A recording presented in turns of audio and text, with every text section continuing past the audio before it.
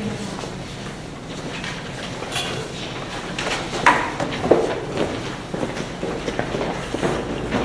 good to go?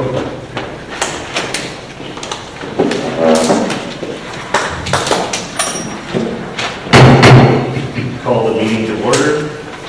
Roll call. Lloyd Johnson, Council Liaison. Berglund, Barry Reinberger. Charles Smoller.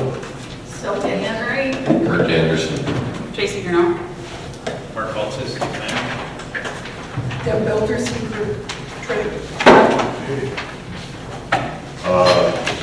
Slight adjustment to the agenda. There'll be a 5B announcement. So 5B. And I look for an approval of the agenda. I make a motion to approve agenda with the new added 5-minute announcement. I'll second it. All in favor? Aye. Opposed? Okay. A motion for the approval of the minutes from the March 26, 2018 meeting.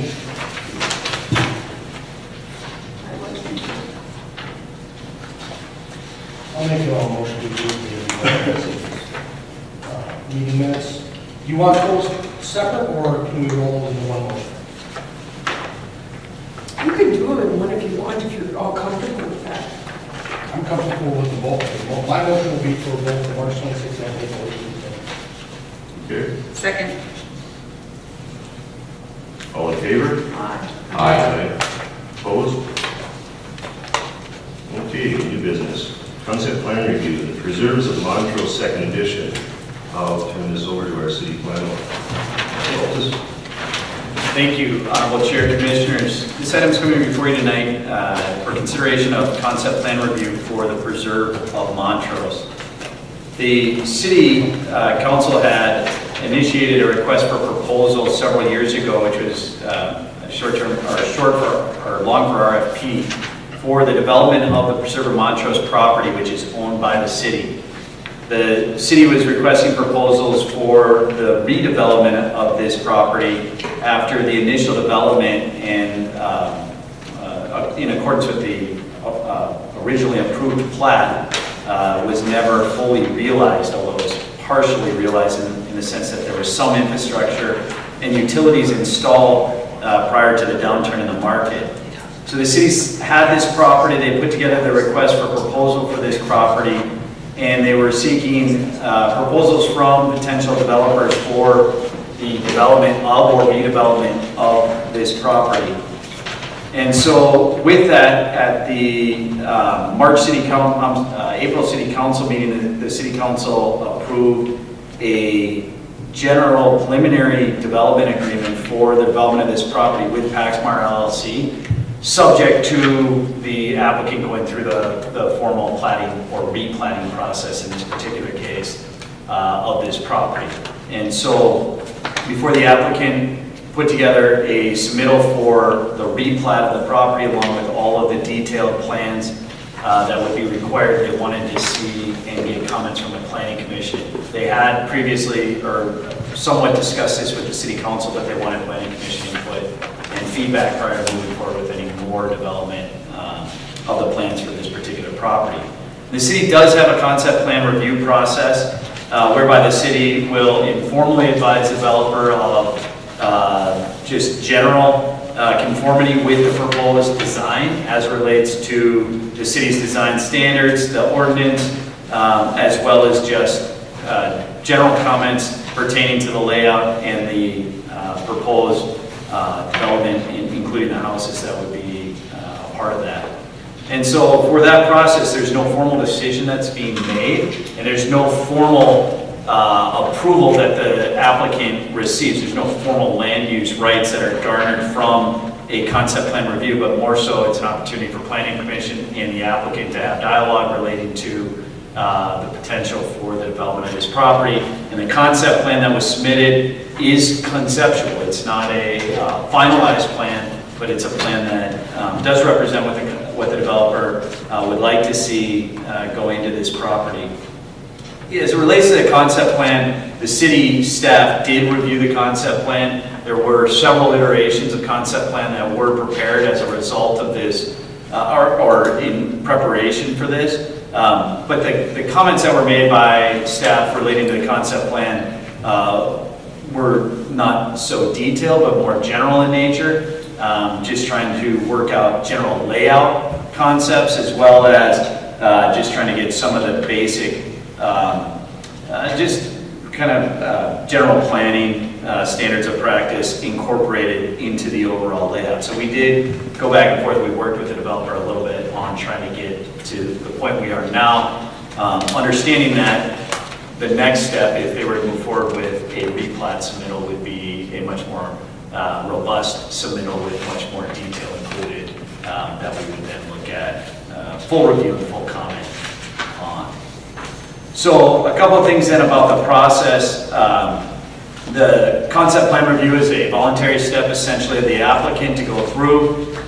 After the concept plan review, the applicant would then be required to submit a plat amendment, is what we're calling them. They would be replatting an existing final plat on this property to accommodate the proposed changes. They would also have to submit application for a conditional use permit amendment relating to the existing planned unit development. So when this property was developed initially, it was developed as a planned unit development, and planned unit developments are conditional uses. And so they'd have to amend that conditional use to amend the planned unit development so that it would be consistent with what is being proposed on the property. So there's several steps that would occur. It's likely that those two steps of replat, or the plat amendment and the comprehensive plan, the conditional use permit amendment, would occur on a parallel track and be considered by the Planning Commission and City Council kind of as one submittal, two applications. So with that, a couple of background points on the preserve. The preserve's that site is approximately a 55-acre site. It was originally platted in 2007. It had 174 townhouse units comprised of 3 twin home buildings, 5 4-plex buildings, 2 6-plex buildings, and 17 8-plex buildings. And the original plat is shown in the packet. It can also be seen on the county website. You can see what lots are actually platted on that property today. The public improvements are substantially in place, but not fully in place. And I say substantially because there was significant investment made in running utilities into this site, as well as some of the road infrastructure and mass grading for this site being completed with the initial development of the property. In developing this property, there are additional improvements which would have to be made that in order to complete all of the infrastructure. That includes additional streets, water, stormwater, sanitary sewer. The majority of the sanitary sewers connections have been made. There is some water infrastructure, although the connection underneath Highway 12 has not been fully completed and would have to be completed with any development of this property.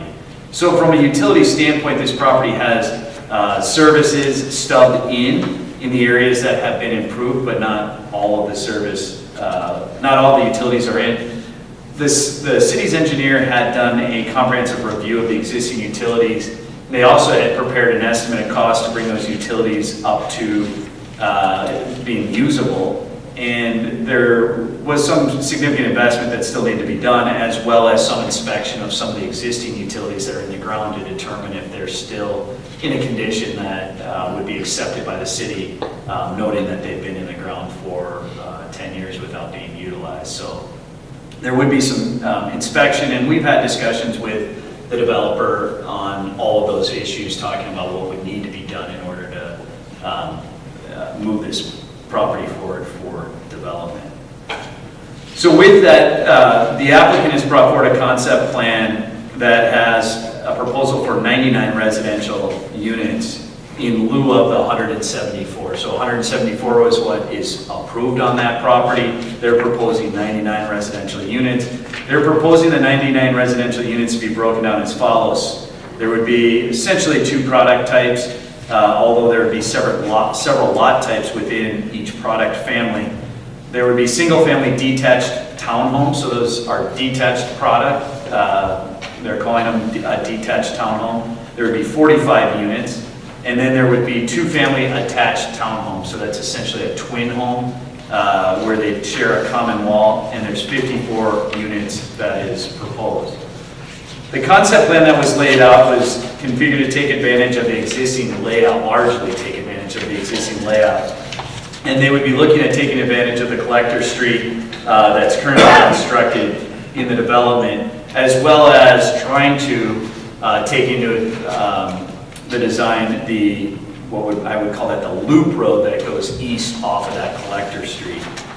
And so trying to maintain those 2 pieces of infrastructure as a part from the original plat, they were able to work in essentially combining lots into the new lots that would be proposed so that they could accommodate the type of unit that they're proposing in this particular plan. What the city worked on was the original plat had a multitude of private roads included in the plan that were roads that did not meet city standards, and they didn't have city right-of-way, and they would have been maintained and operated privately. However, if you look at the original plat and you look at some of the layout, and then just given the sheer mass of units, the private roads acted and functioned and most likely looked like would have looked like public roads in that case. The city worked with the applicant to try to remove the public roads and incorporate city standard public streets into the development so that the properties were largely accessed via public street rather than having just one kind of main public street with a series of smaller private driveways and private roads off of it.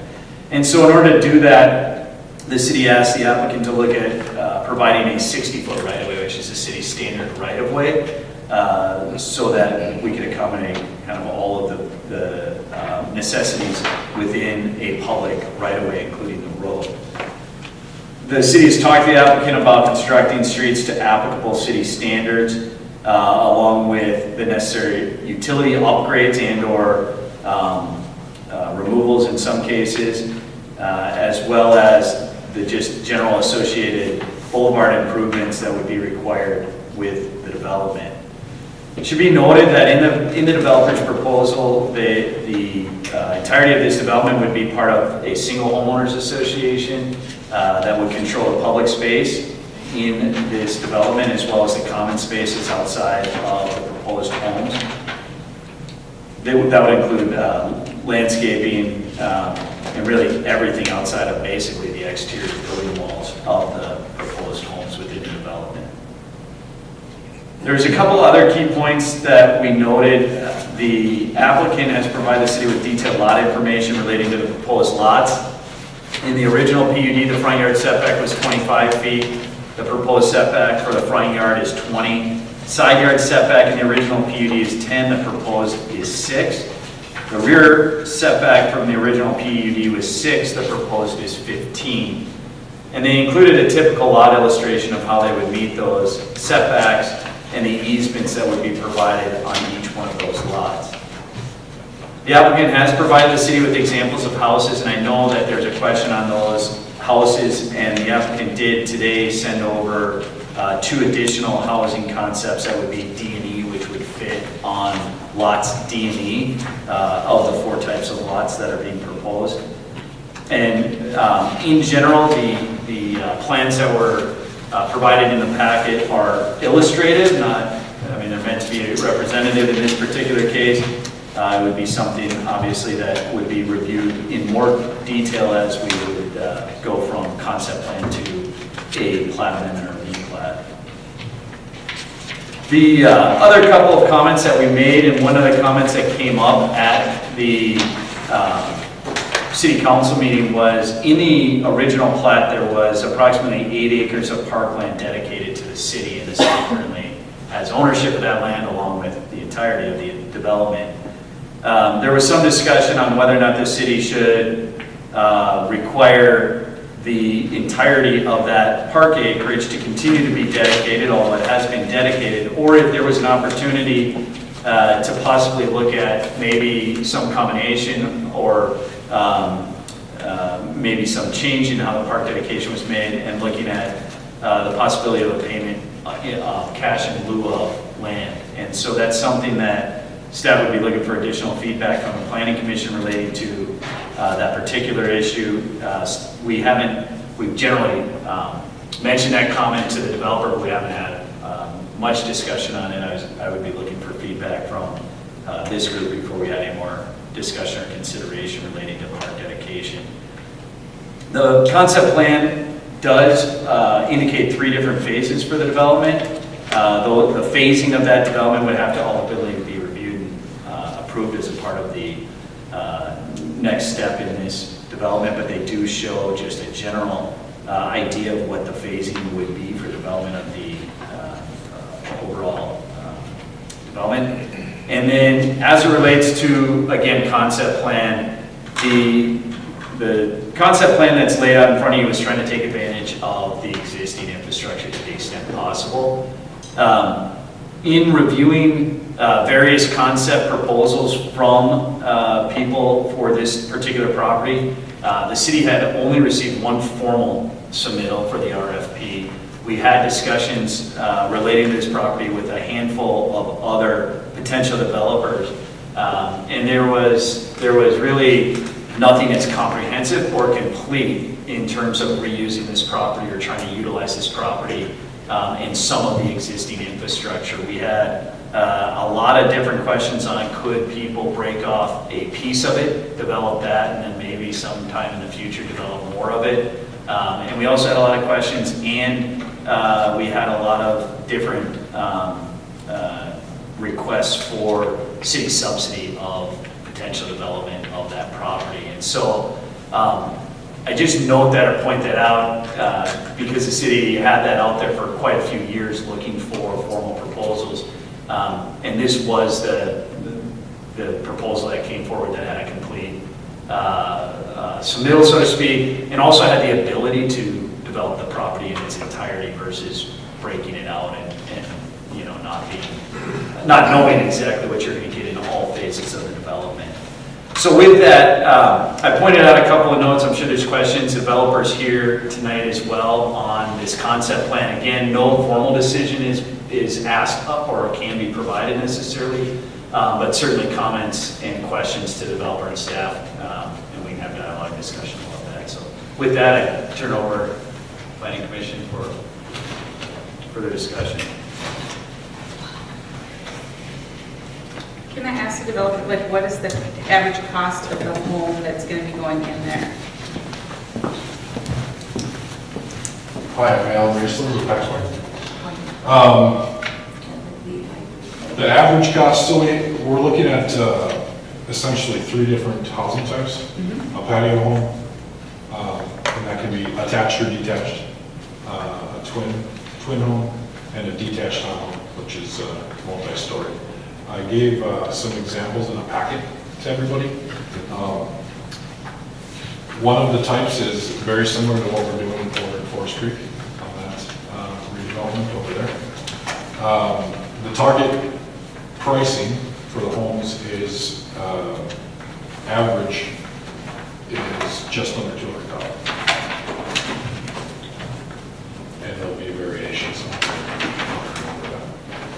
depending on the finishes and decks and all that good stuff. How large are the lots? The square footage of the lots, Yeah. I think it varies. Maybe Scott, maybe you can answer that. I don't have the numbers in front of me, we have to scale it out. What I can tell you, Lloyd, is the ones in the middle are 50 by 108, so somewhere just over 5,000 square feet. The ones on the outside edges are anywhere from 40 to 48 by 88, which is about 4,400 square feet. And our ordinance is for what, 8,000 square feet per unit? In the R3 district, our ordinance doesn't actually list a single unit lot size. The double unit lot size is 7,500 square feet per unit, which as a base lot for a townhome, a 2-unit townhome is 15,000 square feet. So these are gonna run, even the townhome lots are gonna run half of that size. So then if they got toys and stuff are gonna be faced, Well- where are they gonna put this side deals. And that's one of the things I was looking at here too. You're looking at a 6-foot setback for the structures, which means 12 feet in between homes. There is no way for somebody here to meet the off-street parking regulations that are in place. Right. It's physically impossible because there isn't enough lot there. Well, and could you really get a fire truck in between? At 12 feet? You I think could, they somebody got- might lose an eve in the process. Well, might lose more than that. One comment on the lot size. When the city was looking at this, this was done as a PUD, so it was done without, it's not a zoning district that the city has. And, from the applicant's perspective, I guess the city, when we were initially reviewing this, we're looking at going from 184 to 99 lots, so it's a huge reduction, or 174, to 99 lots. And it is a different product than the R3 product. I don't know, Alan, if you've got restrictions or covenants that you would place on outdoor storage and things like that, which would, I think, be then enforced by the homeowners and not, it would, I mean, the common area outside of the units is going to be, it's not going to be the same as a single-family lot that's replatted into, a single-family unit that doesn't have covenants or restrictions placed on it. Because they're going to be on your association, so that's all going to be controlled by you guys and run their association. And what happens if the association folds? Exactly, because Rockbrook's staying with that now. There is no guarantee, absolutely, no guarantee that you can do. Most of them fold. But there is common, the one thing that's unique is there, I mean, you're talking about then potentially having all these common lots, around these properties. And so there's quite a bit of area that would be potentially association maintained, but there is no guarantee that the association happens. The larger the association, the better your chances of it happening, because you've just got that much more mass to kind of absorb some of the general costs associated with operating. Typically with the associations that have that smaller base, you have a harder time maintaining those because it only takes so many people to get out of the association or want to get out of the association. But this is a pretty significant number of houses to say we're going to not have the association anymore. Is there some type of contingency that could be put in place for a parachute, so to speak? Because according to this, it's covering the roof, it's covering the exterior, it's covering the roads, it's covering the common areas. So all these homeowners, if the HOA goes bankrupt or whatever, now there's no coverage for their exterior, there's no coverage for their roof, there's, all that stuff is just kind of left in la-la land, and you end up, again, with a Rockbrook situation. So can I speak to that? It doesn't matter. If you don't want to do it, I don't have to. I was just there. Yeah, if you want to step to the podium, please, Joe. So my name's Jill Bernard. I'm currently between houses, so I have a PO Box 152 if you want that.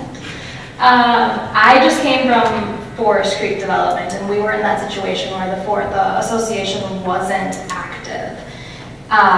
We were then forced to basically make it active again before anybody could sell their house. So title companies are not going to allow, or they didn't allow in this situation, people to sell their homes until those common areas were insured. So I don't know if that would be comforting enough for you kind of to have that parachute, knowing that title companies aren't going to let a seller come in, or let a buyer come in and buy a home that isn't covered insurance-wise. Does that make sense? Because when the market crashed, there wasn't an association. But then when we went in and tried, well, not me specifically, when somebody else tried to sell their home, they were told, you can't sell it because you don't have the proper insurance to cover the common areas that you are liable for. But one of the problems with that is too, and we've seen it in a number of different areas, is in a situation, if there is another crash, similar to that, Correct. and the common open space, the taxes don't get paid because the association isn't collecting any fees, that goes tax forfeit, then what? Yeah, it's not, I guess it's not a 100% guarantee, but what is in life really. So, that's all. Thank you, Joe. If I could speak to the HOA as well. There is no 100% guarantee. I know that Montrose specifically was affected by this a lot during the downturn. There is a certain point that you get to in a development where the structures are built, and it's very hard for that HOA to go defunct or then to vote it out. After you get a certain amount of mortgages on the houses, the lenders have a say in that HOA being terminated or dissolved. And like Jill said, like Forest Creek specifically, a lot of the people have a mortgage on their home, and the new buyers looking at something without an HOA, an active HOA, nobody will like that. So your buyer pool is limited to people with cash that are willing to roll the dice, so to speak, without an active HOA. There's pros and cons to HOAs, just like there's pros and cons to not having an HOA. I feel if you can get the velocity, you can get enough units built, regardless if the downturn comes, if you have 50, 75% built out. There's a certain threshold limit of dues that need to come in to keep it afloat. And that's the key to hitting that.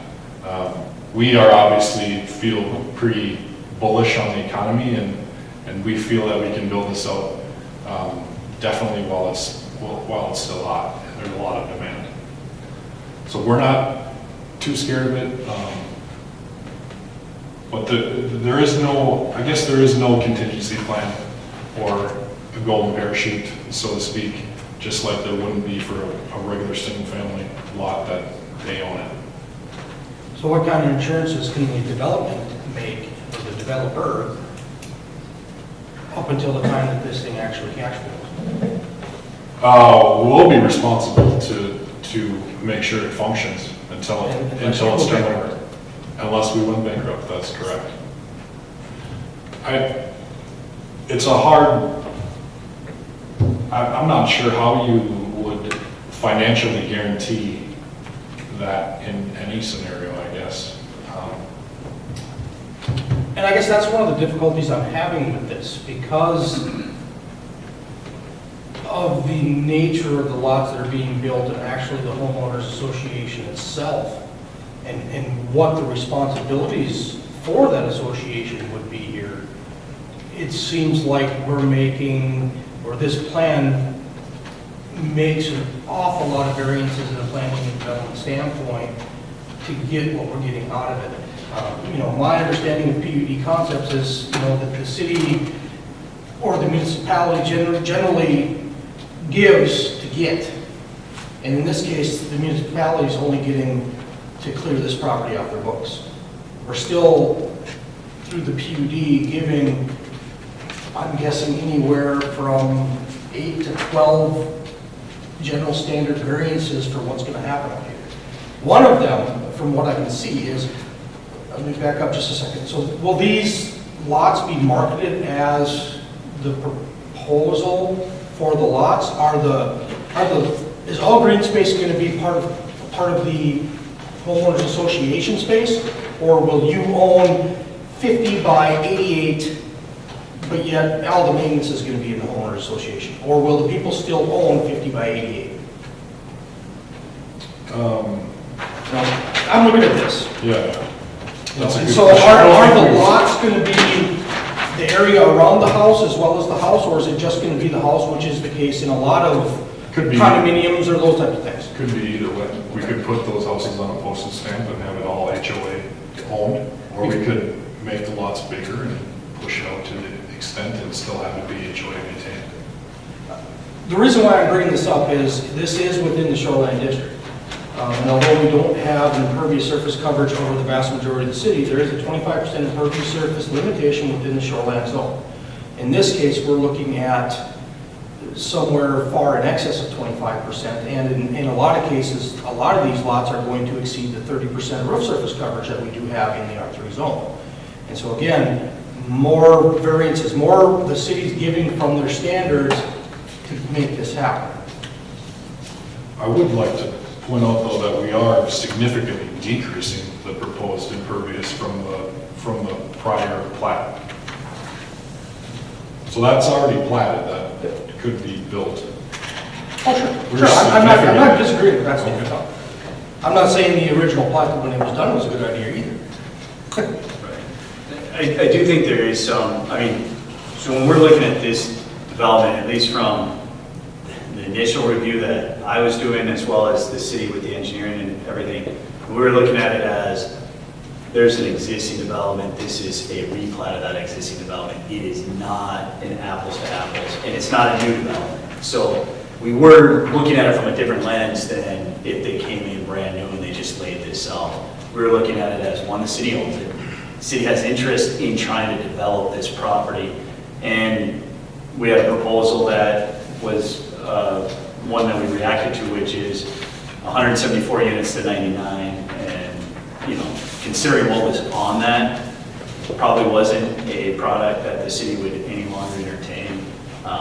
This is a position that, you know, I mean, to go from something that I think was undesirable to something that is better than that. But it is a little bit different than some of the product that you have in the city, but that's ultimately the question that the city needs to ask is, what does this fit the vision for what you want to see on this particular property? Knowing that you have 174 lots though, platted on this property, that are nowhere near the standard of what we permit. Seeing that we're cutting down on so many, how come the lots can't be bigger than what about the excess land? I mean, is there a diagram that shows what the lot sizes were with the previous deal? They were on postage stamps, so Most of them were 8 plexes, and so the actual physical size of the structure wouldn't be comparable to 8 single-family homes.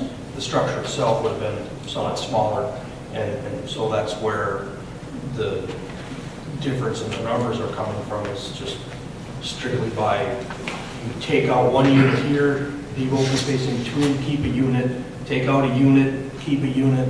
So it kind of, that's, from what I can see, that's a very generalized concept of how this was done. yeah, we're trying to utilize the existing infrastructure, and we're looking at density.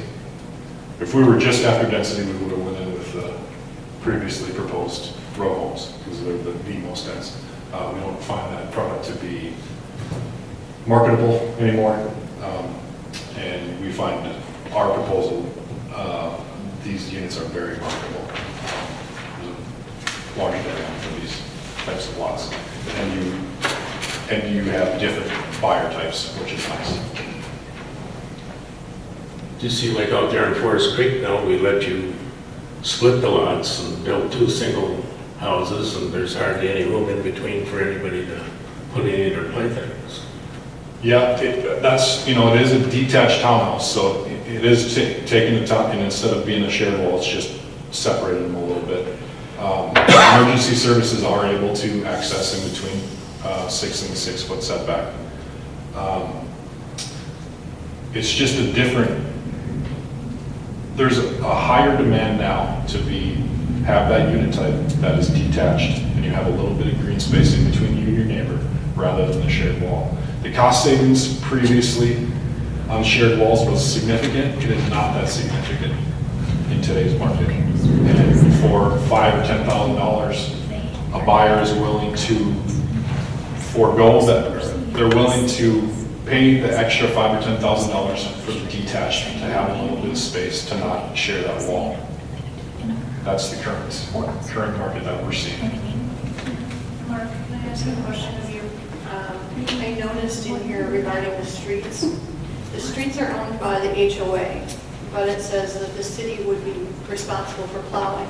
So the city doesn't own the street, why would the city plow it? No, and so in the proposed plan, the city would own the streets and plow and maintain. In the original plan, they were privately owned streets, so that the city would not have owned those streets. But the proposed plan is to build fully public streets. That are wide enough for our trucks and stuff, so we don't have the problem like we got down the rock right there. Yeah, we'll need to work with the developer on the width of the proposed streets, but the right-of-way was kind of in the concept plan. We were trying to spread out the right-of-way, so we had the right-of-way to be able to put the requisite street width in, so we'll keep working on that. If this were to move forward, work with to get the wide street, or the city standard street section.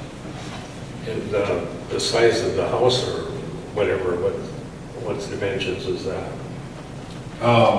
Generally, they're about 50 foot deep and 26 to, most of them are 26 But to 32 each foot wide. unit is gonna be how much, not an ordinance, How we many got, it's square gotta be How many square foot? 900. About 2,000 They square gotta foot. be 900 square feet per unit. They're about 2,000 square feet. Are you talking livable or footprint? Because by footprint, they're only gonna be about 13 or 1,400. Total square footage of the house.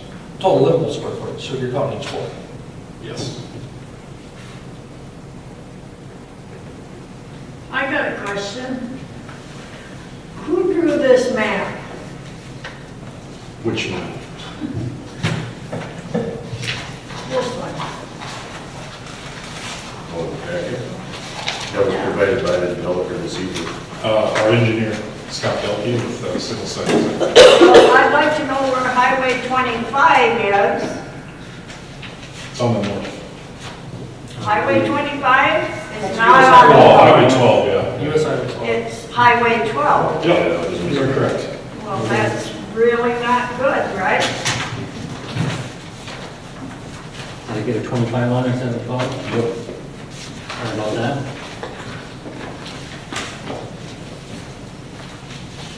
I agree. I'd like to see the map redone and presented to us correct.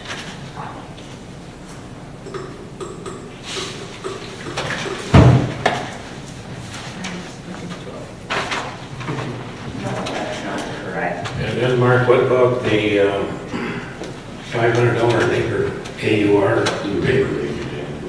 Yeah, well, it's still this. AUAR payment, Yeah. is that a fee on top of the fees that the city was charging for the, It would have to be, because we gotta pay the taxpayers back for something. We can't, even though we made a mistake with the solar farms, they're not paying that. The taxpayers are out is that a per $250,000. acre fee, or What? do you know if that was a per acre fee, or? I'd have to look $500, at yeah, $500 per acre. per acre.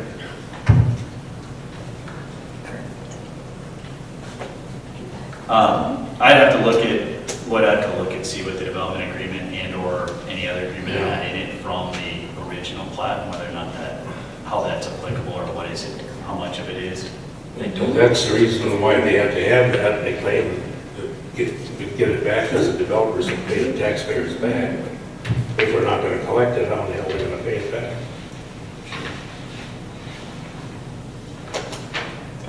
What's the total acreage of the development as a whole? Because there's, on this is only, one of the parcels, and then there's a number of other outlots that are part of this.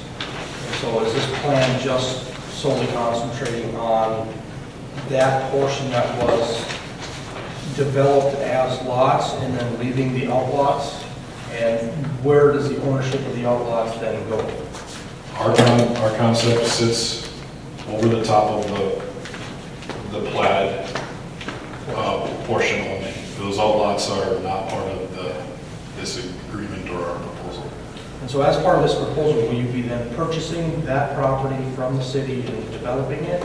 Or how does that mechanism work? The portion that we're proposing for, or the outlots? Yes, we You'd actually do a cash purchase of the land and then develop it? For the overall development? Yeah, right. The additional outlots is what he's. Well, no, just for this too. What's the mechanism for what is being proposed? Is that going to be a straight up land purchase by the developer from the Yeah. city and then the development will take place? Yep. So basically, once concept approval of some point gets done, purchase agreements will be put into place to take care of all that, and then once final approval and the plat has been. So the way that we've at least talked about it is, with the city attorney, we've done this preliminary development agreement. It's essentially a preliminary purchase agreement. It's subject to the developer receiving full approval of the city. And so upon receipt of full approval from the city, we would then put together a purchase agreement to transfer the the property. The preliminary agreement gives the developer the right to buy it from us if they get approval. So that way we're not transferring the property until they're No, I fully- wouldn't, I certainly wouldn't expect that.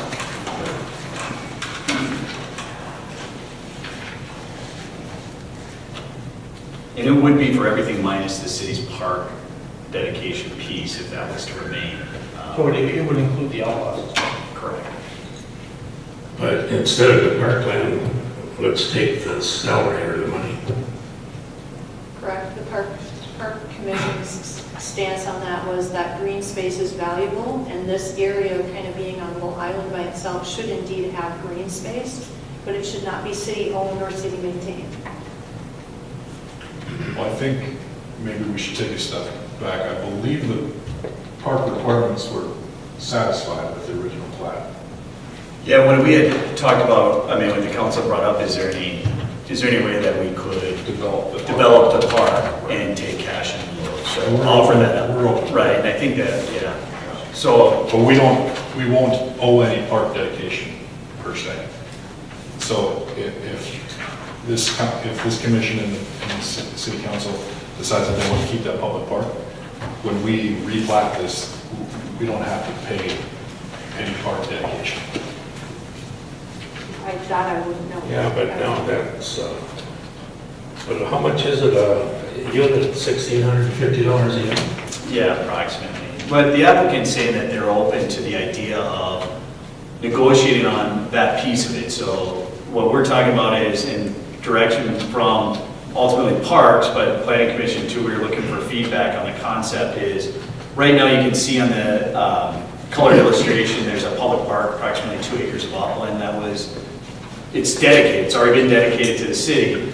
The question was from council, is there any opportunity and is there any desire for maybe we give that back essentially to the developer for development and take either some other piece and or cash in lieu of, or a combination of cash in lieu of and land dedication, we offer that up for development. That's pretty valuable, 2 acres, you know. And in the original, and I'd have to pull up the original plat had 8 acres overall dedication. That was a part of that development. But We'd have to that's- compare that to our, But that's 11 years old. right. Yeah. Yeah, that portion didn't make it actually into the official plat. So the official plat doesn't show any specific park area, it just, it's part of all Lot G. Right.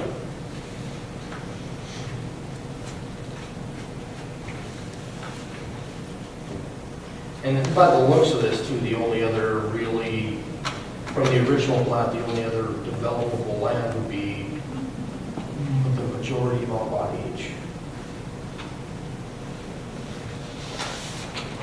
Everything else is in between lots and the lake or it's wetland.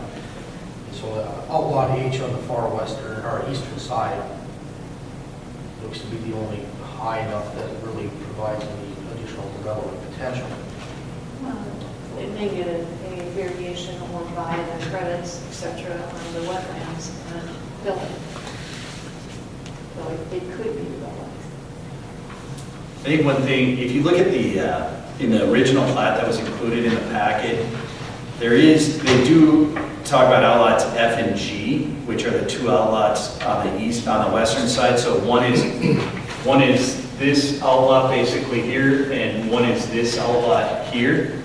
Those were dedicated, I don't know if how they're formally dedicated, but on the plat, there's the 2 outlots.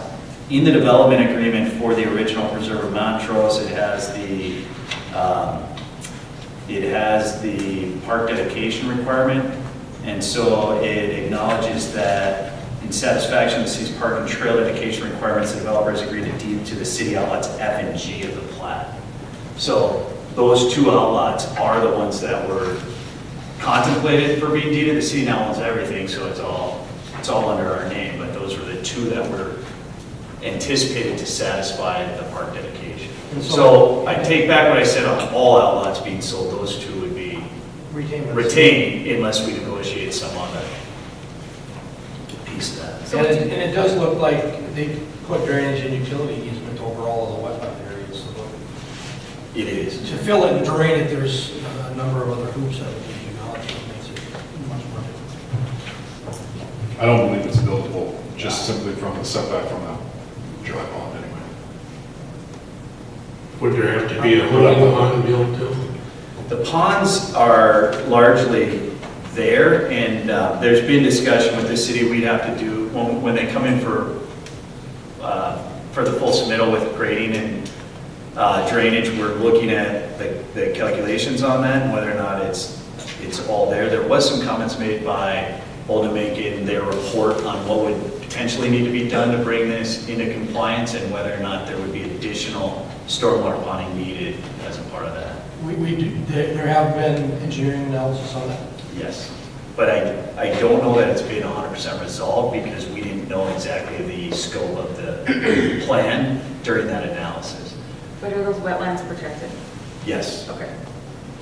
they're currently under a drainage and utility easement right now, so they're protected, and the easement currently protects those. So it's not anticipated we change that configuration, but it may be that the ponding needs to expand. I believe it's 2 ponds that have been created up there. There's 2 that are, I believe it's just the 2 on the east. Yeah. I didn't see any others. Or there was one east. And one on the west. Well, it does show one east of the trail, either is supposed to or has been done east of the paved trail, right about where it says phase 3. Right. I don't think that one is there. It was graded out, it's existing. It did? Yep, those are, all 3 of those ponds that are shown on here, the blue areas are in on that plan. And as stated before, our proposal would significantly reduce impervious, so it would allow for more infiltration through the arms. You have a lot less asphalt roads and driveways. So, on anticipation of approval, when would building potentially start then? What would be your proposal of like? So if this body gives a thumbs up, and as well as the council to the proposal, the next step would be then to prepare the full replanting plans and construction plans. I would think that construction can start out here in August. Of this year? Yes. Our plan is to start this year if we get approvals.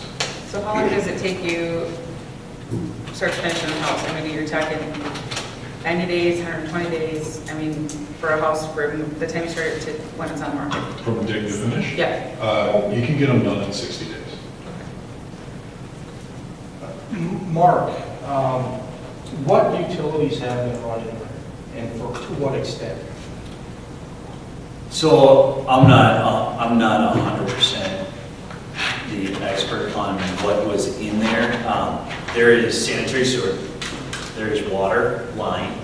The connection to the water line has not been made below Highway 12. And then there are partial streets. Yeah. That's a part of that. The water line, so have the stubs been run, or they're down the middle of the street and they have stubs available, so when construction would start, you can hook up.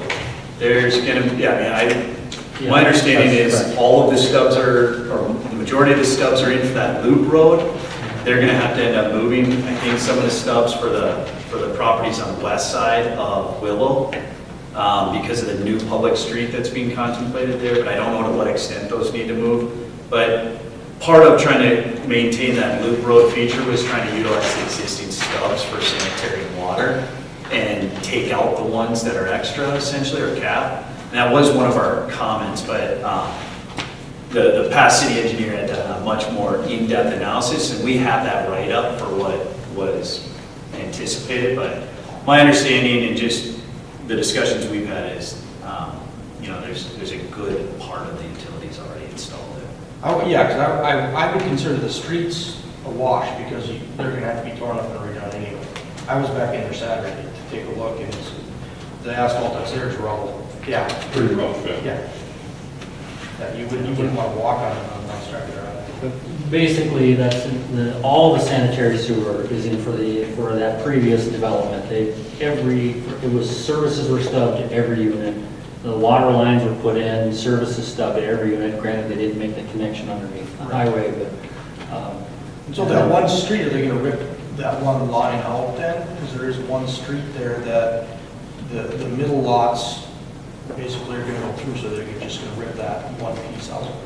Well, so that's part of the stuff that we're gonna coordinate with city engineering, where there's, some of that stuff will be abandoned in place, we'll be disconnecting it at the ends, and then filling the pipe with sand or slurry or what have you, whatever is an accepted practice.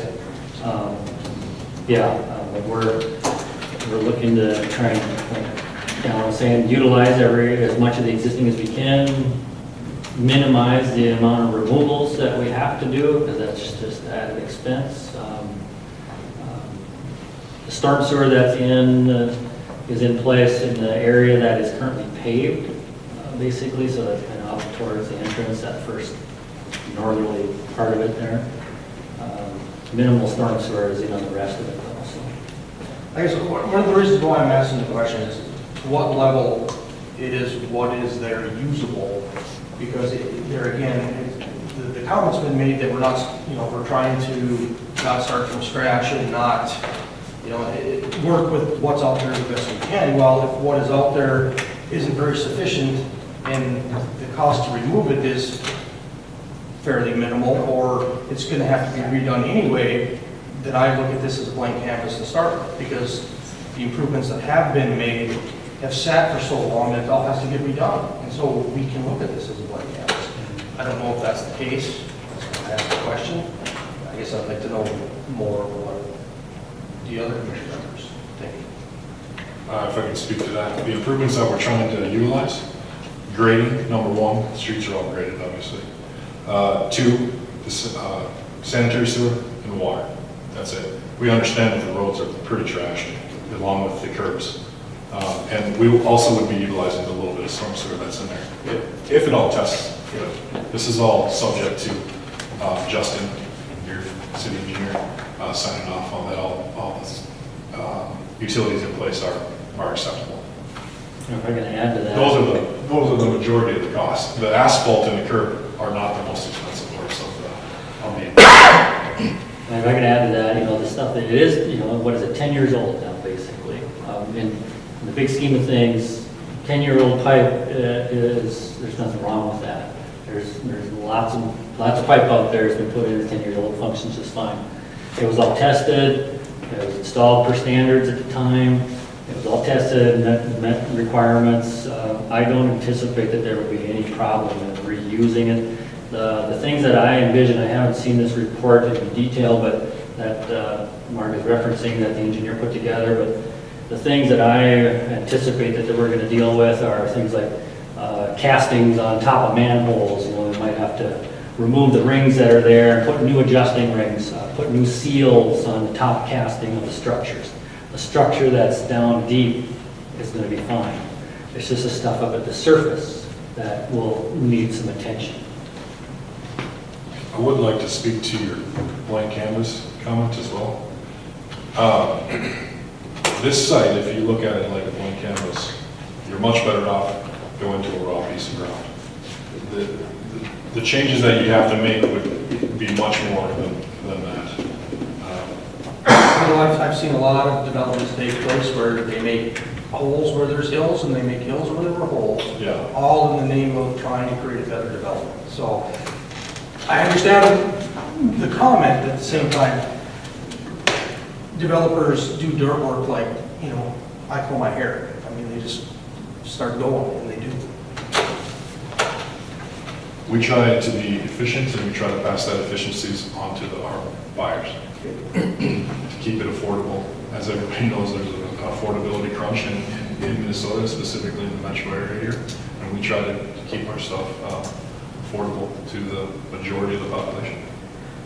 That would be the only other comment that I have. I guess I'm trying to be a little bit more quiet. But I've been on this commission for, sorry, I talk a lot, for 5 months.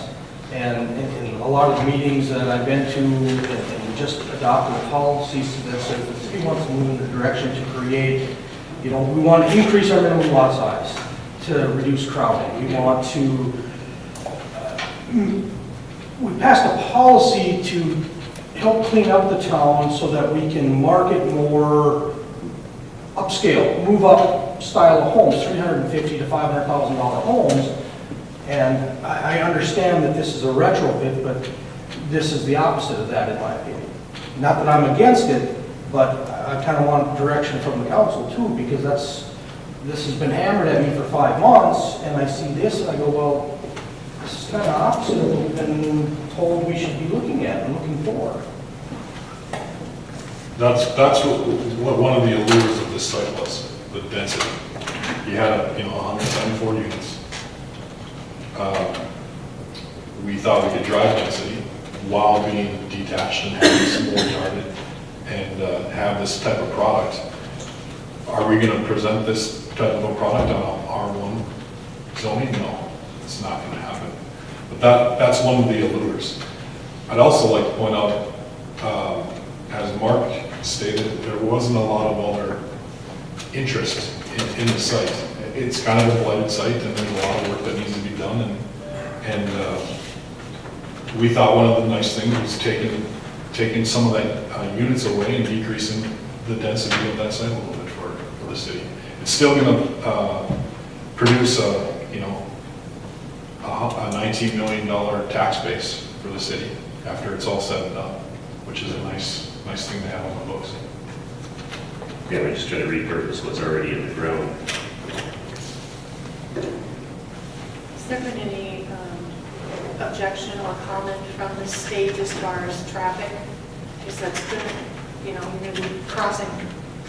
This will significantly decrease the traffic versus the 174 units. True, Yeah. but in general, right now, there's nothing. Now you add all your homes in there, and it's always going to be cross-traffic. Yeah, but when a site's platted, that gets sent to the state. So they had already been planning on the 174 with all the traffic associated with that. Okay. So one think that they would be happy about the decrease of outages onto 12 there. I would Yeah, I know assume. that's the big thing, is they don't want any entrances and exits on Right. Highway 12. Now, if we were proposing 200 units or more units than was originally, I would see the state having a large problem with that, increasing the traffic.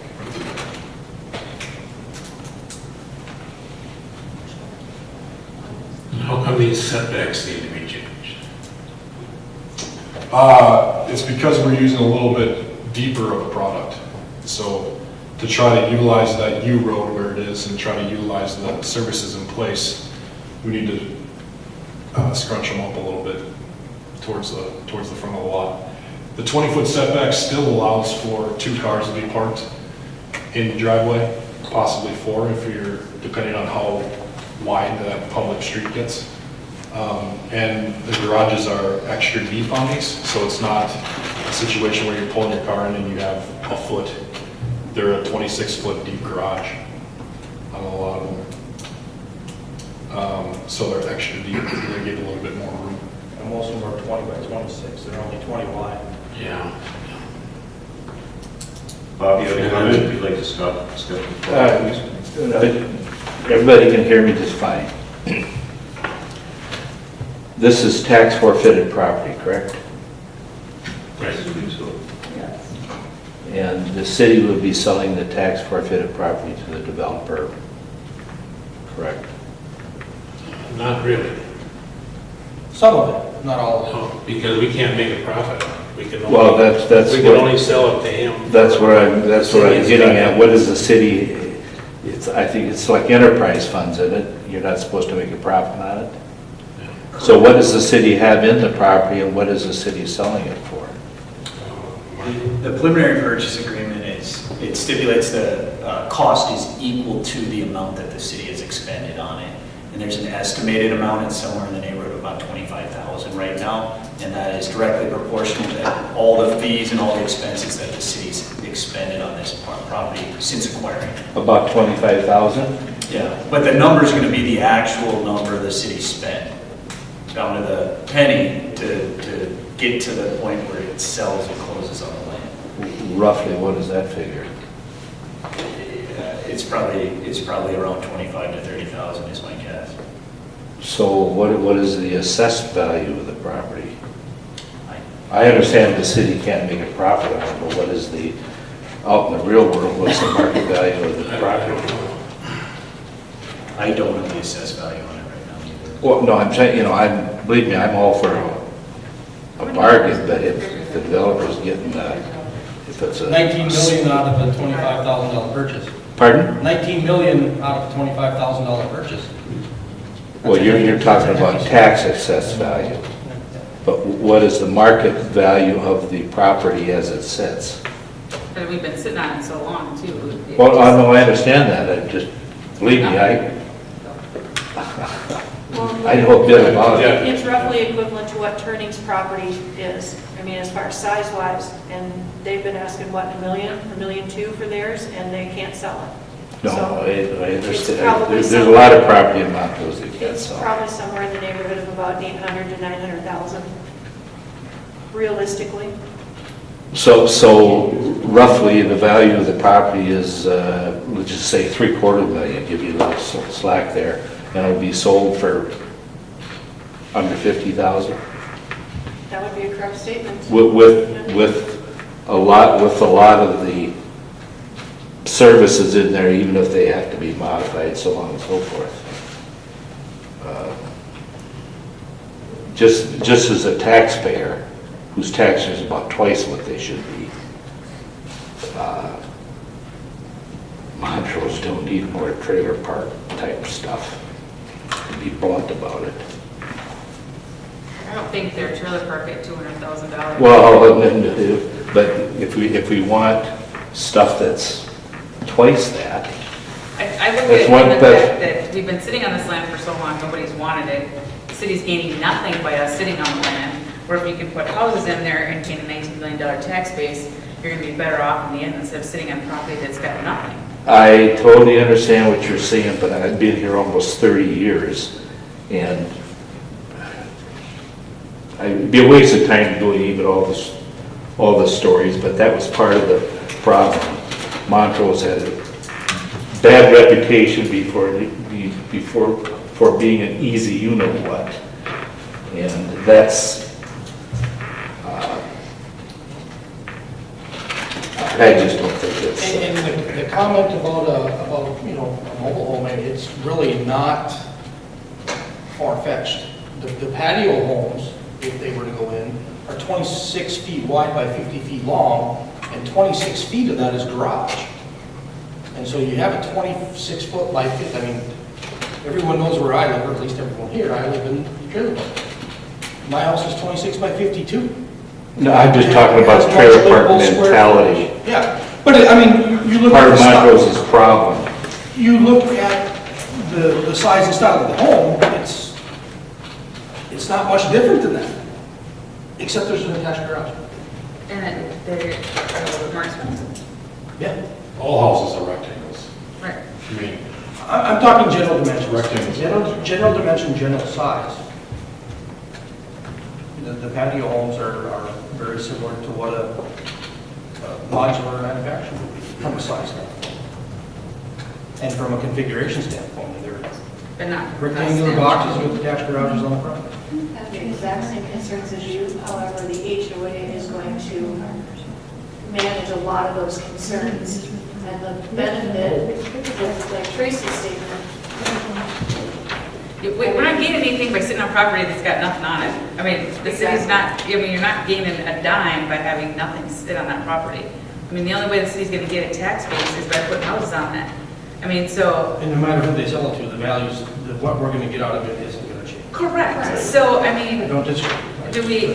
why sit on land that somebody's willing to build on that we can approve? I mean, that just makes no sense to me, to not give them the approval to build when it brings in a tax base and brings in people, and that's what we want to do. We want people to move here, we have to have the houses for them to move into. You can't have that happen if you don't have the houses available. I certainly agree. My one question is this the type of house we want? Is this the type of development that we want? But if you look at houses that are $350,000, they're not selling either. I mean, you know, you've got developments. 285 on sale. Right, Delano's got houses, you know, that cost that aren't selling. So I think that this is a better price market because I think you're gonna get people that can afford it. I mean, and if the market tanks, this is gonna go better than a $350,000 home. So, I don't know, just my opinion. And visually, these look more like the rest of the homes, like in the north side Right. of town and that sort of thing. They don't look like the cottages, they don't look like the houses on Garner Circle, that kind of thing. They don't look like a shotgun house. Well, we just have to look at the big picture. That's a lot of Montrose' past problem. Few people looking at the big picture. Well, and honestly, the big picture here is you don't want to see your taxes go up. This is going to put $19 million In your tax. tax break towards your home. I don't need a lecture on taxes. That was your concern, and that's what we're addressing. Montrose's major problem is hardly anybody's paying attention. Okay, moving Let's on. move on. Can I make a motion? Do we need a motion? No, You really don't- No, we're not making a motion. All I wanted was comment. Okay. Yeah, because he has to find out that information, you know, On the, AUR. yeah, I'll find that out before, with the council. Take the funds instead of the land. You can ask for that. I mean, what the applicant's asking is, can he get a yea or nay? I mean, there is no formal decision, but you can certainly offer your opinion on whether or not you support the development. And/or you don't have to get that. Before moving forward with a full set of plans, which is a substantial cost, I need some type of a feeling from this body, either approval or dislike of our concept. We have another public comment. I'm sorry, Chuck, it's me. I guess I just wanted to speak to the Park and Rec. Matt Russell, 120 Pheasant Ridge Drive. I'm the chairperson of the Park and Rec Commission. How much acreage do we have dedicated for the parks now? 8. How much of that would be possibly developable? I don't know the number. There is some upland on the backside of these units, but There was like a 2 acre. that- there's 2 acres that's for sure a developable piece. Okay. Because I know, that, as far as I'm trying to remember, our discussion was that we'd like to keep from having, you know, the Rockbrook area having development there for a very long time and not being able to put a park there. Especially at this price point, we see a lot of first-time buyers, people with a lot of small kids. We really want to see a park in there day one. And I think there's there's 2 acres that says public park 2 acre upland, so I think you have a 2 acre park there. But a lot of it's going to be dedicated, whereas right now it's city-owned. And the question is, the city, I don't think could put park space in there. It's not going to be on our plan for a number of years, versus if we by chance put that on the developer, put it as part of the HOA, put it as part of the plat that was developed with development. So would you have that be a private park or a public park? That would probably end up being a private park, Because maintained by the HOA.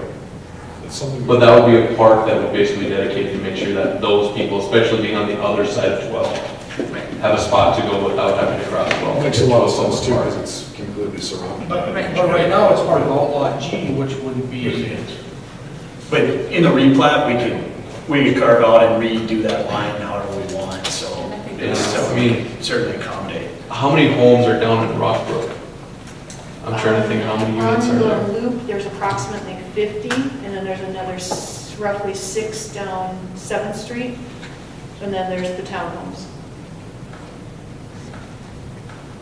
I mean, because for a play area, for like a baseline, I think the size of the Rockbrook Park would be nice with just a little bit more of some green space, enough basically to have like a U8 size soccer field or something, just enough so people can go for a football run or something. But just have enough to have basically a small park for, geared more for children under the age of, 10 or 12, basically the elementary school in the area here. And then have a little green space so even people could, go football or something like that. Sure. And maybe that might be something, if you could have a little bit more developable land there, maybe some of those other lot sizes can get just a little bit bigger. I have no idea. That's just something I know we had talked about, maybe reduce that park area, and if someone's developing, be able to try to help. Even if you took all of the parkland, you're only gonna get about 4 units in there. You know what I mean, if you took all of it. Yeah. So it's not like it's a huge. No, but like you said, I mean, every additional unit makes a difference. It'd be nice, I mean. How about the disc golf carts? Have you ever been out there? The disc golf? Yeah. Half of it is swamp. Yeah. It costs the city damn near $500-600 every time they go to mow it because the willows grow in there, go right through the tires and stuff. But I think we're talking. So Pheasant This Ridge, year is wetland and lowland. right behind my house is parkland for Pheasant Ridge, so. Yeah, it's all swamp. I know. Right, You yeah. know, So we'd be better off to take the park fund fees and buy that 2 acres of land. Nice big area. Yeah, you And take have the kickball. or hundreds of whatever. $1,000s left over. I Instead got one other. of giving all that up for 2 acres, it's ridiculous. Kind of to address Lloyd's point, right when we started too, there was discussion about, the toys that these people are gonna have. Has there been any thought about creating a storage area in here paved with parking spots for RVs, trailers, boats, those types of things? No, Fenced in, under the control of the homeowners association? no, there hasn't. Yes, good idea. Yeah, they'll absolutely restrict. I understand the restriction part, but people are gonna own this stuff whether you restrict them or not. And, the reality of the situation is they're gonna show up. And so, instead of always trying to go from an enforcement, and why not use forethought and make a place for them to store it, so you don't have those issues. But I think it brings up a possibility for a potential storage area in one of your commercial zones. And that actually, I cannot believe that somebody didn't approach a city for storage units in this. The way the streets and the water and sewer are laid out already, you could have storage units in there without an issue. I mean, we got people begging to create these all over the county. I can't believe that did not come up. It's not all zone commercial though. I understand that, but that's, a rezoning isn't impossible. I've gotten calls on storage not on this property, but you're right. Right across from 12 High, you put a bunch of storage units in there, and I believe that wasn't a problem. Okay. Okay, going back to what we were on, why don't we get a general consensus and yea or nay? Everybody comfortable with doing the vote? Yeah. I think with the 2 issues that Lloyd had, The AUA or fee. I think what you're looking for is just general concept. Yeah. Yep. Should we move forward? or The type of product that we're This is- presenting and the density that we present. There's little minutia that are gonna get figured out with the final construction plans. I guess when I looked at this, and that's one of the first things that came to mind was the storage, because of all the important stuff we've been going through. It's about, the one cul-de-sac on the public street, that's 2.1 acres, and for the number of units that are in there, if that was a paved, fenced-in storage area, that would probably handle all the storage for all the units. This is just thoughts and discussion, but that's the first thing that came to mind when I see this, because there is no place for them to store anything on the lot. The homeowners association is going to say, you can't do it here. And, as we see in all of our neighborhoods, we've seen it, it's an issue. Especially when you reduce that setback to 6 feet, Yeah. with the units 12 feet apart.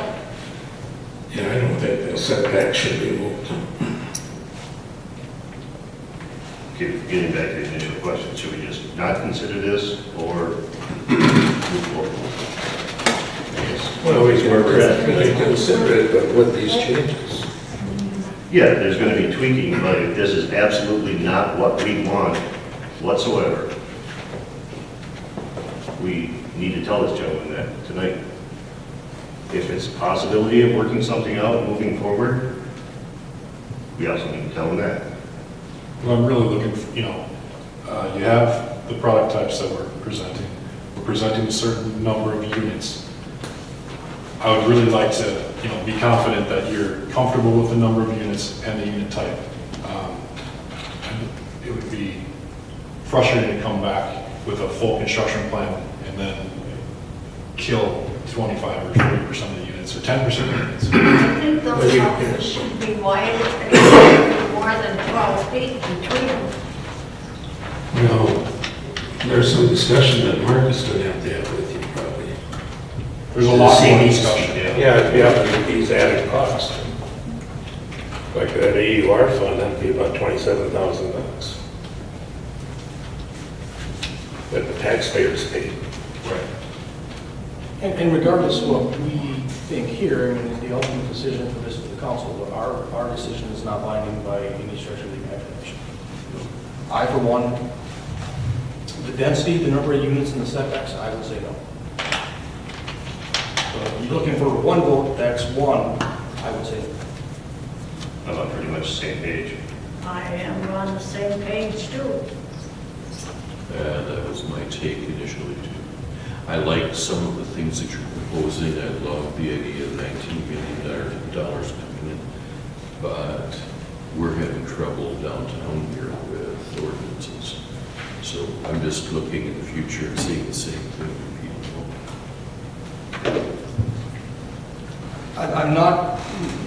I'm in favor of the unit types, but I think the number of units and the way that they're laid out in here is much too tight for what we see and what we've been dealing with internally within this unit site. It's currently approved for much denser, so I'm struggling a little bit with that. I mean, Yeah, back in early 2000s, they were trying to put everything, everywhere they could jam a house in. I watched Lundgren put Lundgren houses in where there shouldn't be a Lundgren house there, but they sold it. Now we're in a different reality. Is my way of thinking of it anyways. Pardon me, I don't mean to be a killjoy. I realize we have to deal with the hand we were dealt with. But the reason we got that years ago is because 100% of our city employees, no one even lived in Montrose. Basically, behind all this was empire building, more taxes, more overpaid city officials, so on and so forth. And this god-awful AUAR study that Buffalo didn't even have one, $250,000. What's your point, Bob? I was at the meeting. Bob, what's your point? Were you at the meeting when that was approved? Yes. You didn't even, till I'm the jerk that sits out here, I was at that meeting. None of you even asked what it cost. We were assigned it by the city council. I was on the planning and It was zoning. $250,000 in Buffalo. What's your point? Well, we gotta deal with the day, I'm trying to say, you were on that meeting, you were on that committee, Yes, and I you was. didn't even ask what it cost. So, We were given an assignment, we did it. What's your point? you were given a say, well, From the city so you were doing what Charlie Nelson and Barbara Swanson wanted you to do. No, the city council. What's your point? You have a point to make, or are you just? My point is that you're qualified to be telling us what to do. Basically, that's it. You're a nice guy, but Okay, that's, yeah, let's move on. All right, any other thoughts? I think we need to develop the land, and I think saying no is not gonna help the city. Because if we tell them no now, they might not come back. Might be sitting on that land for another 15 years, and we're getting nothing out of it. Yeah. I mean, they decreased the number basically in half. So you went from 174 to 99, so you're cutting it almost in half. So we tell them no, they're gonna say, okay, we're not building at all. So now we sit another 15 years with land that we got nothing on. We gained nothing at all from sitting on the land. At the same time, what does it cost us? What does it cost us for this area? Yeah, nobody, how come nobody knows what we're paying in taxes, Mark, for that? Well, we're not paying taxes. Oh, we don't even have to pay taxes, so it don't cost the city nothing. We don't get anything either. Well, I know, but it don't cost either. If you sell. 10 years from now, it'll be worth more than it is today. I don't think the city can sell. No, it's not, it's gonna depreciate. We can't make a profit. That The city doesn't can't. appreciate. You can't make money on something that we didn't, State statute. it's, we can only Yeah, make but what we're we put giving into money it. away here now. But we're gaining tax He money. hasn't agreed to pay all these added fees. I mean, he's not asking about that, he's asking about his basic concept of the number of houses they want to put in there, is what he's asking for tonight. If we would approve that, so they can move forward. But if we're not gonna give them 99 homes, they're not gonna build. So we gain nothing. What's your comments, Mark? I mean, it's ultimately what's the city have for a vision for that property. The only comment I'd add is, and I mean, I think all the comments have been really good, and I mean, they're thoughtful on whether or not, you know, this is the right product, given the issues that the city's experiencing with products of this type. The one thing that I would look at, or that I looked at on this property is this the right property for a different type of development? And I don't know that it is. I look at the layout of this, certainly you can put a different type of product. You can move dirt whichever way you want. You can get rid of that road and come in and redevelop this. I just wonder if this particular property might not be the right property for the city to say, we want to go big lot upscale, move up home, second home. Maybe that's a different property. We focus on trying to do that when we have a clean slate to do it on. The city owns this, they're not gaining anything from it, and there is existing infrastructure in the ground. So that was kind of the base for why this came forward. But, you know, on a 6-foot setback or a 10-foot setback, I don't know with the product type that we're talking about, with the association maintaining a common space that you're talking about. You're talking about a couple feet. You know, you're not, going from 6 to 10 isn't really giving you what we're talking about with larger lot, single-family home that can accommodate toys and everything else, right? And the one thing, I mean, I'm looking at the setback, so if you go from 6 to 10 on the sides, 20 to 25 on the front, you probably could come close to that 25 on the front because the current setback for the rears is 6 and they're proposing 15. So if they pinch the rears up, they can make the fronts work and be compliant. So now you're talking about a couple feet either way. So based on what the PUD has in it for right now, if they went from 6 to 10, that's going to be the kicker. Or maybe they go 6 to 8, 6 to 7. I don't know. I have a problem with it only being 12 feet in between these structures.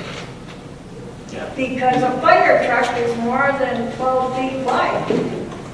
that's true. And Can't you be. want the house to burn down? 2 houses. A fire truck's not more than 12 feet wide though. No, I mean, with the outriggers, it's 12, right? So if you put your little, If you got a fire. if you put your outriggers up, so 18 is the fire. Like, wait, but you're not going to fight a fire Right, truck. it sounds houses. Especially if it's a fire. You're gonna get- You're not going to go between. Right, so, I mean, that to me is kind of, Please do what you want, but I won't vote for it.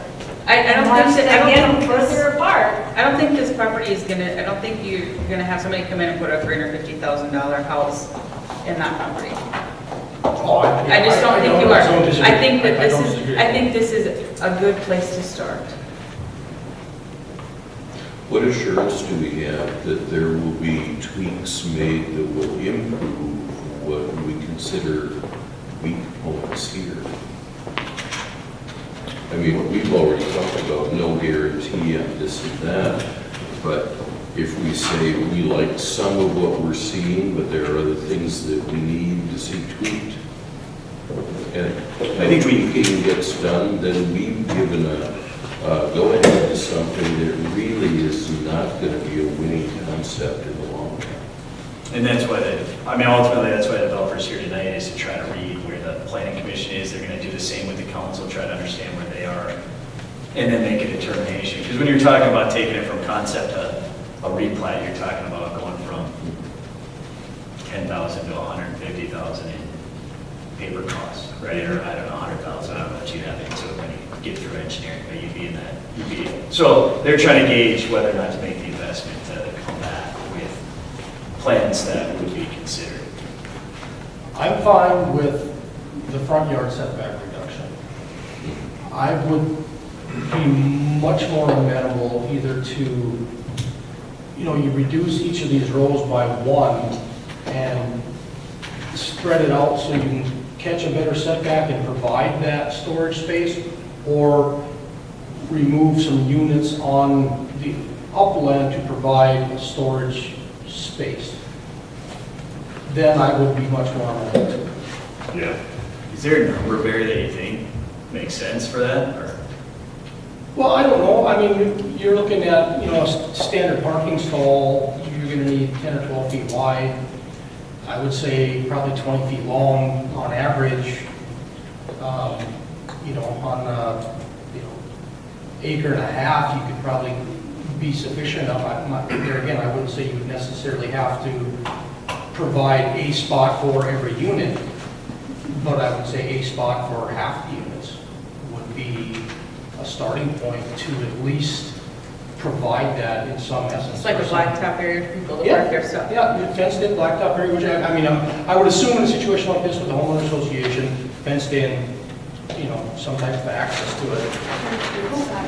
That's exactly what I was looking at.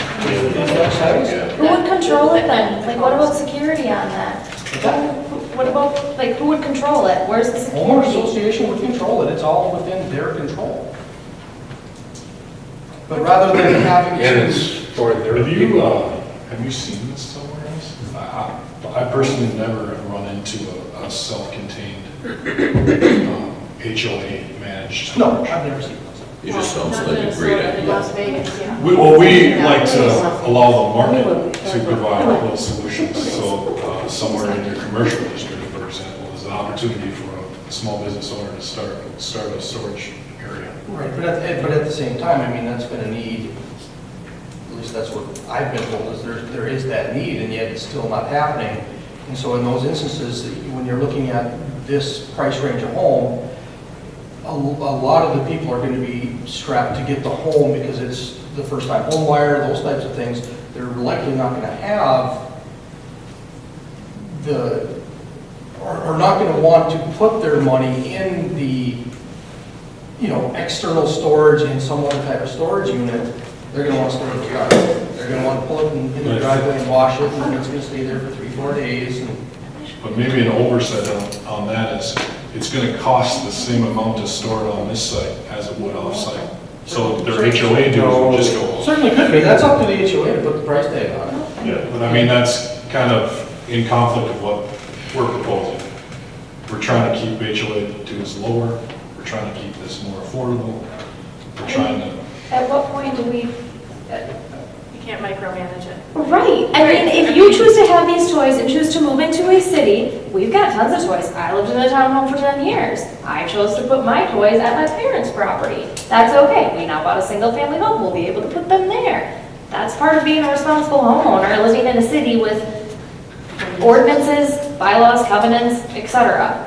At what point do we say, why are we micromanaging to this extent? I don't understand. I understand the point of us trying to clean up the city, but we can't cater to all of these people, because next, Forest Creek is going to say, well, you forced it for them, now I want it.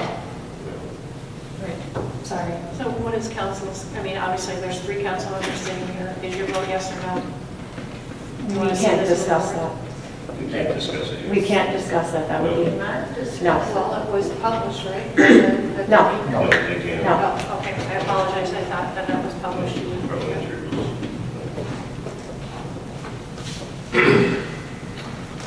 It's a little less dense, we find a way to loosen it up a little bit to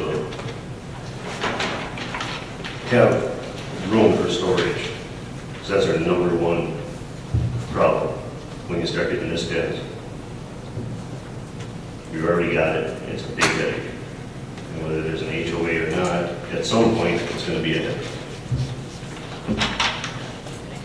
And that's kind of where I'm at with it.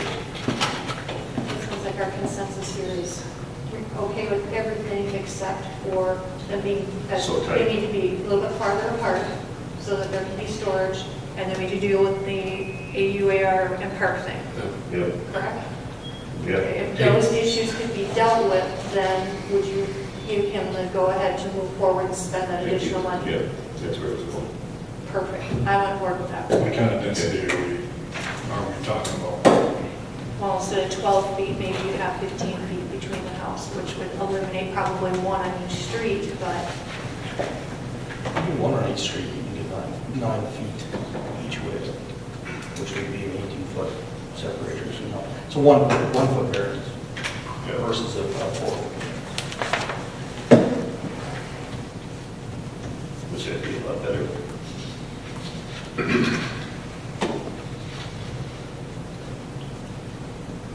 Okay. Yeah, then along with that idea, take the park fee instead of the park, and then of course the AURs that expense. No, I don't think that. It doesn't mean anything because it's not a formal action, so I think it'd be recorded in a minute, that discussion. I think We appreciate the opportunity. If the developer so wishes, he can bring this exact plan to the city council. The city council will do what they wish. Correct. Yeah. We'll have to come back to planning first before it goes to the council. Only for recommendations on the CUP and the PUG revision. It would go to council next as a concept plan, and then pending what the developer wants to do from there, they could make an additional application, and that would come back to the planning commission and public, there would be a public hearing for that too. I appreciate the opportunity. Thanks for discussing. Thank you. Okay. 5B announcements.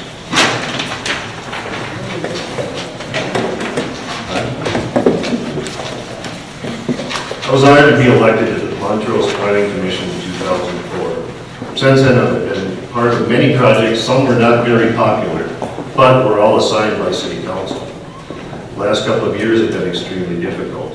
Never before have I experienced so much indecisiveness with City Council.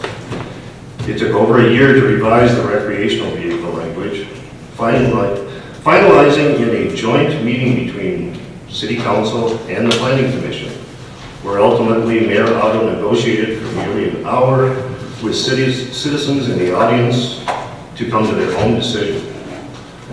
This frustrating sequence repeated itself again last month with the code enforcement updates. After a meeting with the mayor before the council meeting in April, she assured me that the new language was acceptable. I got a phone call shortly thereafter telling me that it was sent back to planning and zoning. I then met with Mayor Otto on Tuesday the 10th to discuss the reasoning. She stated that the joint meeting was necessary to come to a decision. When I expressed my frustration, Mayor Otto not only questioned the ability, the intelligence, and the validity of the commissions, stating, "I do not understand why we need them. Ultimately, it is our decision." To say the least, I was very taken back by this because having a planning commission is a city ordinance. On April 11th, we had another joint meeting to resolve the code enforcement. After a slow start, we took the enforcement language paragraph by paragraph to votes and worked our way through the necessary updates. It was a long, tedious process. Next day, Mayor Otto, with council members Johnson and Henry, fired Dale Powers, putting everything on hold once again, months of work. I have since been informed that the joint meetings between council and planning and zoning were being referred to as babysitting. It is my opinion that Mayor Otto is directly responsible for the toxic work environment and the loss of so many people. Her indecisiveness and need for power has resulted in our community having a very poor reputation. People leave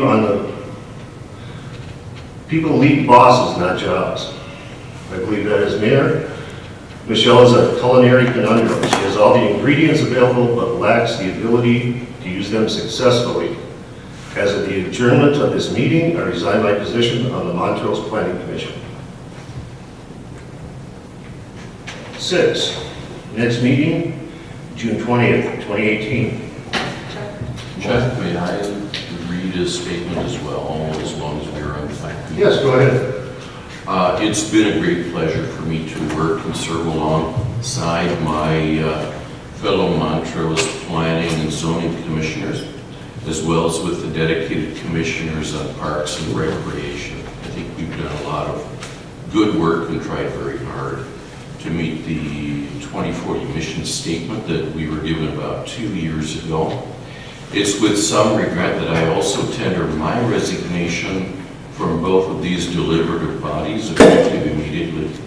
My sense is that the City Council at the April 2018 joint City Council Planning and Zoning Commission meeting, at which meeting not all commission or council members were present, chose to thwart and nullify in about 30 seconds the hard work and progress that we achieved over 2 years in ordinance enforcement, which is really important for reaching where we're going in the year 2040.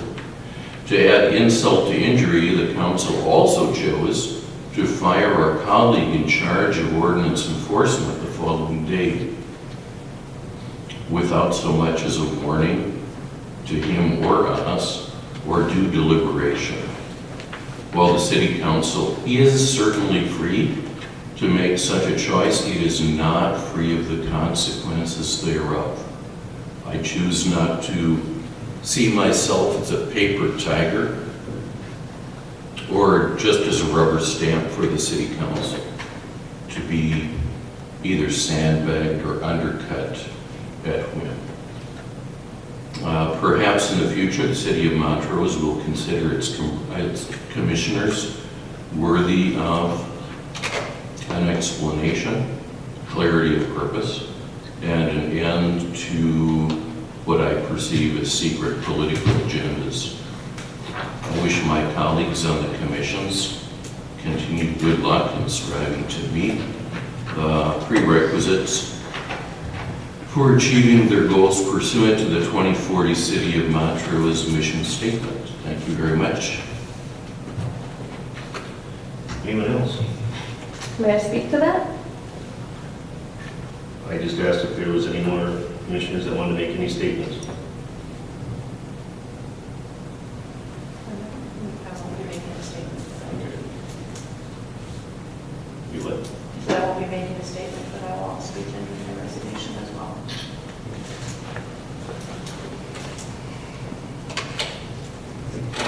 May I speak to that, Chuck?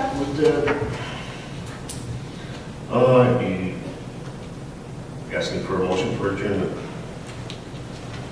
I'm asking for a motion for adjournment.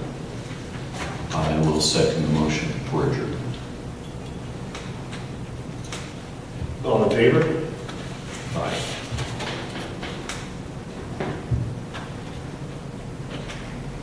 We're not going to adjourn? I resign in April. You resigned prior to or post it? I just resigned. Yes. Yeah, I can't believe it. Aye. Aye. Okay. Passes 2-1. Meeting adjourned at 8:37.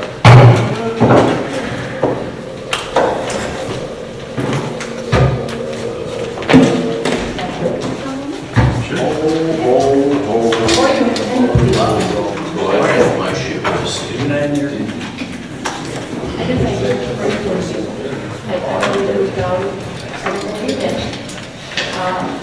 I wish I had received that because I saw us raised in microcosm